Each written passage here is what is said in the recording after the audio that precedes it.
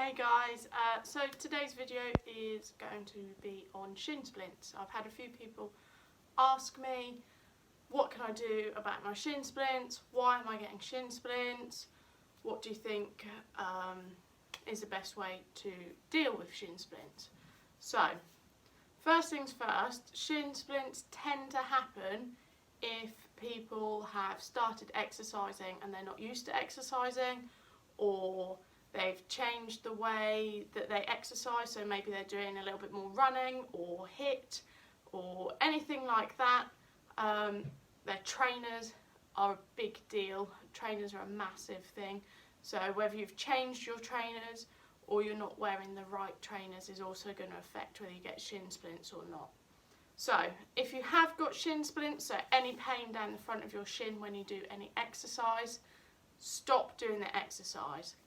Okay, you need to rest, so get those legs up in the air, just resting on a cushion. Using some ice across the front of your shins is going to help as well. If the pain doesn't reduce or get better in about 4 to 6 weeks, I'd probably suggest going to see your GP. The other thing that can happen is you might get a few bumps down the front of your shins, which are unusual for your legs. And yeah, so uncomfortable across the front of your shins and a change in what you're doing is normally the biggest sign of having shin splints. So what I'm going to do today is help you with a few little exercises that will help if you're getting pains in your shins, and then what you can do if you are a runner or anything like that in terms of stopping getting shin splints as well.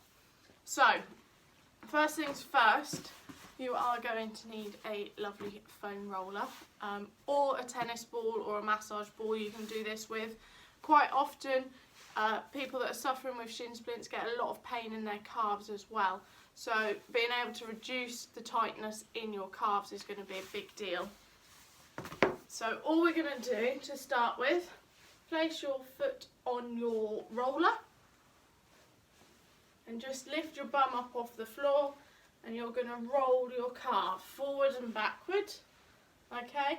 And then if you get a tight spot, you can rock it side to side. So nice and simple, just roll those calves every day, both legs you're going to do that with. The other thing you can do is get a tennis ball, and you're going to roll down the outside edge of your calf and the inner edge of your calf as well, which can be quite tight in here. What you'll feel is that if you go up from your ankle, there's almost a bit where the bone sits here, okay, and you can get your fingers in just underneath that bone and then on top of the calf muscle, and that will help to reduce some of the tightness as well. That's actually quite nasty on me too, so maybe I'll have to spend a bit longer on that later. And then again, the same thing on the outside edge, you can get your fingers in there too and just maneuver the calf muscle as well. Okay, so that's your rolling to try and help reduce some tension in the calves. And then we've got a couple of different exercises that you can do, which you can use trusty resistance band or a towel, and I'll show you those now. The first exercise, we're going to place the band around your toes, and we're just going to pull the foot towards you, keeping the leg completely flat on the floor. You're going to bring those toes up towards your body, remembering to sit up nice and tall and feel those seat bones. You'll get a nice stretch in that calf then as well. You're just going to hold that there for 10 seconds and repeat that 3 times, okay? So it's just a pull in towards your body, stretching that calf out. So that's exercise number 1. The next exercise we're going to do is you're going to turn your feet from one side to the other. So if you can see that here, like a windscreen wiper, one side to the other, supporting with the band. Okay.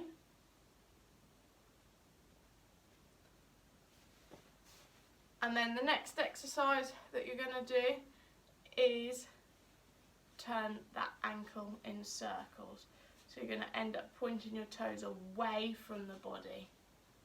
So this is all just about staying mobile in the calves. The biggest thing for shin splints is actually just to rest, and if it's caused by running, have a look at your running technique and the trainers that you're wearing. And don't forget to go in the other direction as well. If you've got any questions or you want to send me a message with some footage of you running so I can have a look at it, just let me know. Take a little clip of you running and I can help you with that as well. Okay, the next exercise that we're going to do is a calf stretch. So what I want you to do, you're going to use a wall. I've not got a wall here, so I'm going to demonstrate it for you. 1 foot behind you, slight lunge in that front foot, and we're going to be stretching that front calf, okay? So against the wall, stretch that front calf out. So you're going to push forwards into it. Okay. Second exercise, if you imagine that the wall is in front of you, we're then going to turn the foot outwards and push outwards. Okay. And then inward and push this direction too. If you're not quite feeling a stretch here, you're going to do exactly the same position, slight bend in the front knee, but it's the back leg that you're going to use.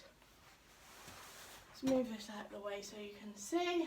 So it's the back leg, you're going to keep the heel down, foot straight to start with, and you're going to just bend the front leg so you get a nice stretch down the calf.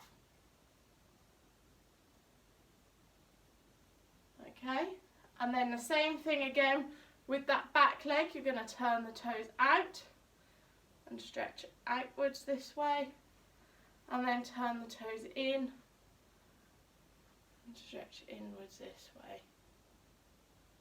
Okay, so you want to work in all 3 planes, so forwards, out and in to stretch the calf.